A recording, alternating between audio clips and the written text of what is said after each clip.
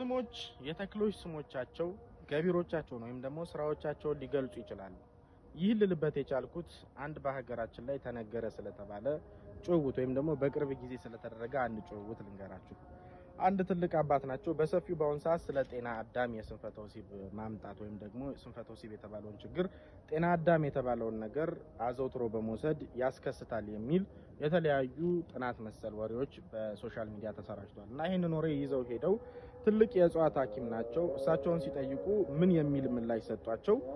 አዎ ጤና አዳም ማለት ለአዳም ጤና ወይም ደግሞ ለአዳም ዘር ለወንድ ልጅ ጤናው ፍትወቱን ወይም ደግሞ ስሜቱን መግታት ሲችል ነው። ስለዚህ ከስሙ መረዳት የምንችለው የአዳም ልጅ የተባለውን ስሜቱን በማስቀረት ወይም ደግሞ ፍትወቱን በማዝገም ጤናውን እንዲያገኝ ማድረግ ይቻላል ሲሉ ትንተናውን ሰጥቷል ማለት ነው። ጭውውት ነው፣ ግን እዚህ ጋር መያዝ ያለባችሁ ዋና ነጥብ የሚሆነው የተክሎች ስሞቻቸው ባህሪዎቻቸውን ወይም ደግሞ ጥቅሞቻቸውን ሊገልጹላችሁ ይችላል። ስሞቻቸውን በመረዳት ሌላ የተለያየ ሐሳብ የሰዎችን ሐሳብ የያዘ መጽሐፍ ከማንበብ ይልቅ ሀገር በቀል ስሞቻቸውን በመረዳት ጥቅሞቻቸውን ማወቅ ትችላላችሁ ማለት ነው።